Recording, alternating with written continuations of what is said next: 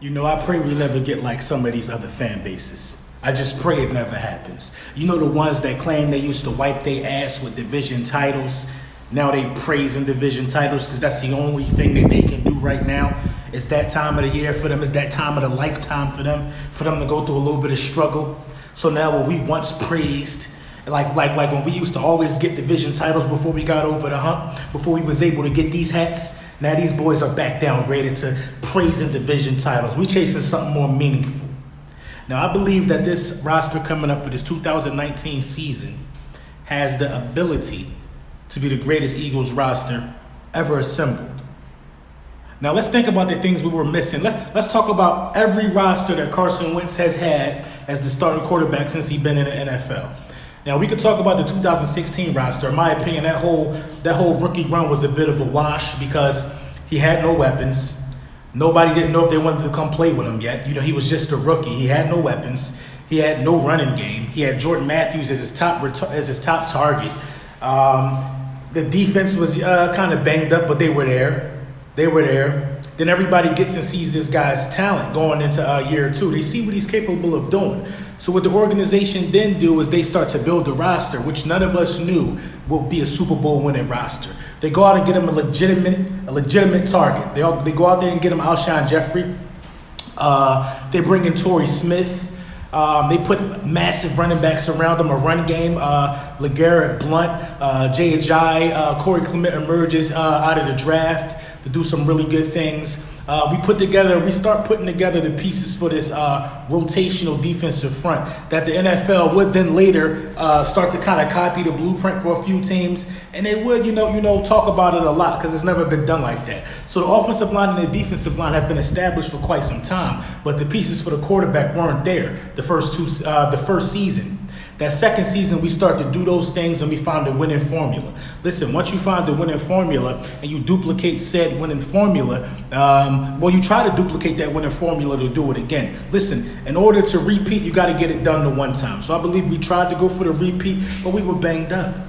We had the most injury-riddled secondary in all of football last season. You know what I'm saying? Our quarterback was still playing a pretty decent game with back issues. Our quarterback still was very serviceable on the field. He didn't hold no excuses, you know what I mean? He got hurt. We had a bunch of injuries on the defensive line and the offensive line. Listen, we were just injury-riddled in the season where we defended our world championship. But we're not going to make no excuses about that. That's football. But yet we still found ourselves in a position to only lose one game by more than 7 points. And that was the dreadful blowout to the New Orleans Saints.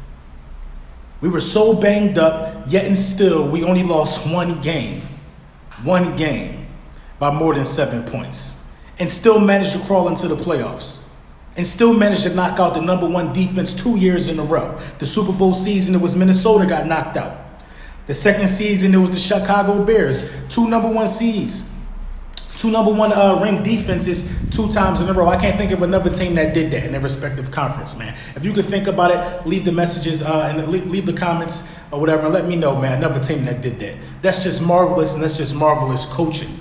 So then we get banged up, and then we see that what we have to do. We stay the course. That's what I like about our football team. Now, I like the way that we built this roster. Why I think this 2019 roster upcoming has the chance to do it. Now, Carson Wentz never had a deep threat like Deshaun Jackson. We're going to start there. He never had a deep threat with a bigger chip on his shoulder like Deshaun Jackson. Deshaun Jackson was, in a sense, exiled out of the city. You bring back the product. You bring him back. You bring back the prodigal son, man. You bring back the child of Philadelphia, Deshaun Jackson, who made his bones here. So that's going to be huge for us anyway. Then you bring in another disrespected running back, Jordan Howard, 3rd most rushing yards since entering the league, only behind Ezekiel Elliott and Todd Gurley. You know what I'm saying? You bring in that guy who feels ultimately disrespected in every sense of the right. So now you got two really good offensive players who feel disrespected, and Deshaun Jackson and Jordan Howard. Now let's talk about the things we did on the defensive side of the ball. I think this is the strongest defensive front, in my opinion, that we've played with coming into this season. I really do. I really feel like this is the strongest defensive front because Tim Jernigan and Malik Jackson in that inside, and then you bring back Vinny Curry, and you already got Fletcher Cox, who was already a problem already a problem. And people want to say things like this. Well, y'all lost Michael Bennett. Y'all not going to be the same. Well, if memory serves me correct, Michael Bennett wasn't there when we won the Super Bowl. That was all Derek Barnett, who absolutely comes back as well. That was Derek Barnett playing in the Super Bowl. That wasn't Michael Bennett. That wasn't Michael Bennett. It's like a lot of you guys seem to think that Michael Bennett was with us the whole time and we just lost a significant piece. No. We almost lost Brandon Graham, but he's back. And these guys are playing, and these guys are getting some reps in OTAs now. These guys are looking to get back to what they were. You know what I mean? And you got disrespected players like Malik Jackson. You got disrespected players like Tim Jernigan. You see what I'm saying? You got disrespected people. Once you start disrespecting a man in this profession, he shows you what he's really made of. And that's how the hunger builds, and that's how the champion builds. That's how the champions build. You know what I mean? This roster has been formulated. This roster has been like carefully picked. I just don't know if anybody does a better scouting job or just a better job at finding talent that nobody is even talking about during the offseason than Howie Roseman and his crew.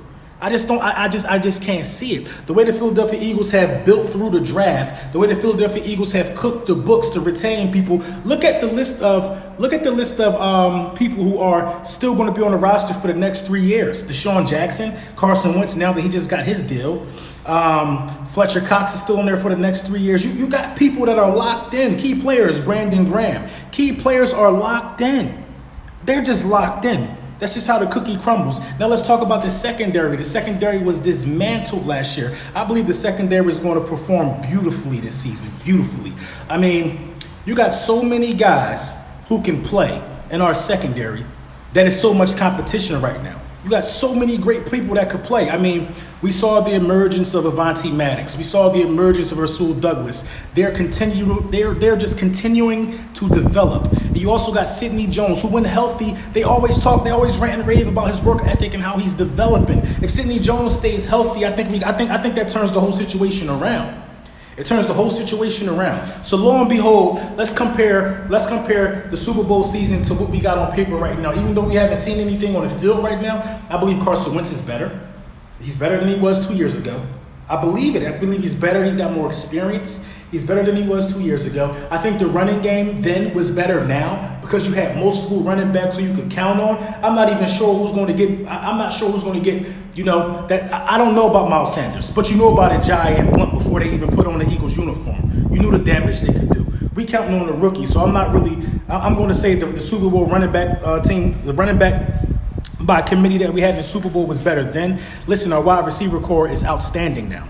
The wide receiver core is way better than people are giving us credit for right now. I think the defensive line got better. It's better than the Super Bowl defensive line. I think the offensive line got better. I mean, we just drafted offensive lineman number 1 overall. Shows where we want to put our faith at. And I think Doug Peterson got better. I think the secondary got better. You know what I mean? You're seeing the emergence of people who didn't get to play, who are now playing. A lot of things got better for us, man. So I believe that the 2019 roster will be the best. Now, what will absolutely make it the best ever, or one of the best ever, is that they have to go out there and they have to at least compete for a Super Bowl, in my opinion. You have to make it to the Super Bowl with this roster to say it can be one of the best. You know what I mean? Because you got fan bases of other teams who are claiming that their roster right now is better than their rosters from like the 90s. But those 90s teams were winning championships. That don't make sense. Good rosters don't just have good names. Good rosters materialize into wins. It materializes into wins. And I feel like that this roster and our schedule, the way it looks right now, I just see no fair from nobody in the first 12 games. I feel like everybody is a beatable game. We don't have a number one. We don't have a first place schedule no more. You know what I mean? We don't have a first place schedule no more. We were a wild card team last year. But we will be in the playoffs 3 consecutive years, man. So let me know what y'all think, man. Do we got the opportunity to have the best roster? Let me know what y'all think in the comments.